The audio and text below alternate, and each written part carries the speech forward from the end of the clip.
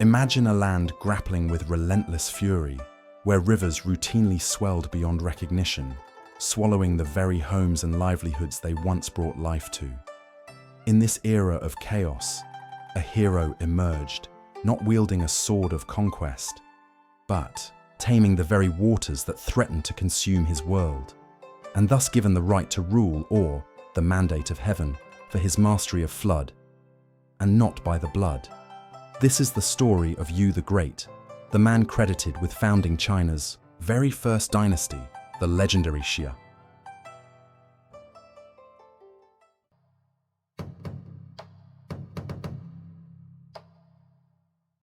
For centuries, the tales of the Xia dynasty and its founder, Yu, existed primarily in the realm of myth and oral tradition. Chinese tradition speaks of a mythical age ruled by divine figures, known as the Three Sovereigns and Five Emperors, culture heroes credited with teaching humanity the fundamentals of civilization: fire, agriculture, shelter, and medicine. The last of these legendary rulers was Emperor Shun, who would play a very pivotal role very soon in our story. China's early settlements along the Yellow River faced a devastating cycle of floods that threatened their very existence. The people were desperate, their existence hanging precariously on the whim of the overflowing rivers. It was in this climate of desperation that the need for a strong leader, someone capable of taming the watery beast, became paramount.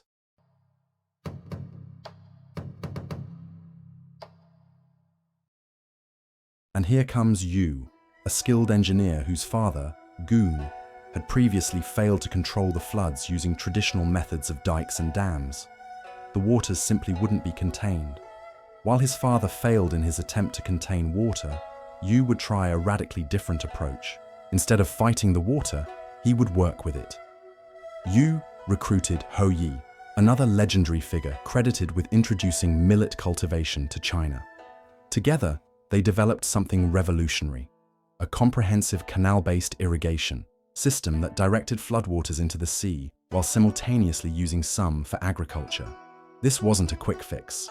According to legend, Yu spent 13 years on this monumental project, so dedicated to his task that he passed by his own home 3 times without entering, refusing to be distracted from his mission.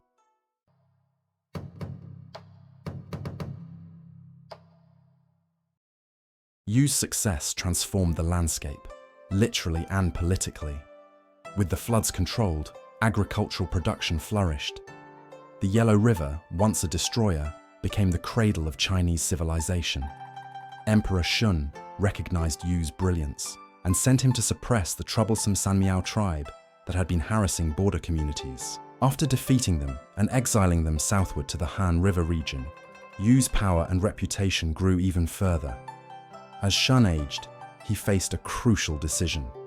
Shun saw something extraordinary in Yu, a man who had saved civilization itself. Shun relinquished his throne directly to Yu, and thus began the Xia dynasty, traditionally considered China's first true dynasty, with Yu the engineer as its founding king.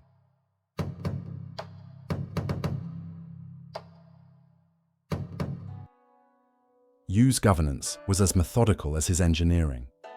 He divided his territory into 9 distinct provinces, each with its own lord, who reported directly to him.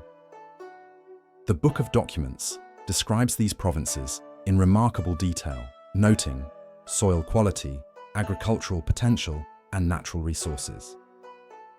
Under Yu's leadership, Chinese civilization flourished. The Xia developed stone tools for farming, created a lunar calendar, and began the foundations of bronze metallurgy that would later flourish. But perhaps Yu's most lasting achievement was rebuilding China's transportation infrastructure.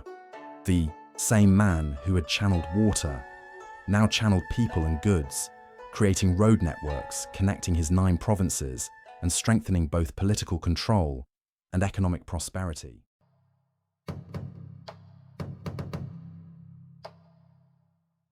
As Yu neared the end of his life, he faced the same question that had confronted Shun: who should rule next? Initially, Yu selected his Minister of Justice, Gao Yao, a choice based on merit rather than blood. But when Gao Yao died before Yu, complications arose. Yu then selected another tribal leader named Ye, but the provincial lords had different ideas. They insisted that Yu's son, Qi, should inherit the throne. And so it was that Qi became China's first ruler to gain power not through achievement, but through bloodline, establishing a hereditary principle that would govern Chinese succession for thousands of years to come. This moment marked a profound shift in Chinese governance, from rule based on merit to rule based on family lineage. The Xia dynasty would continue for generations, but never again would a commoner engineer rise to become king through sheer achievement.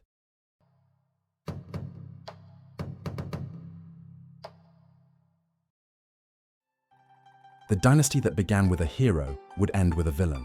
The last Xia ruler, King Ji, stands in stark contrast to Yu in Chinese historical memory. Where Yu sacrificed for his people, Ji indulged himself.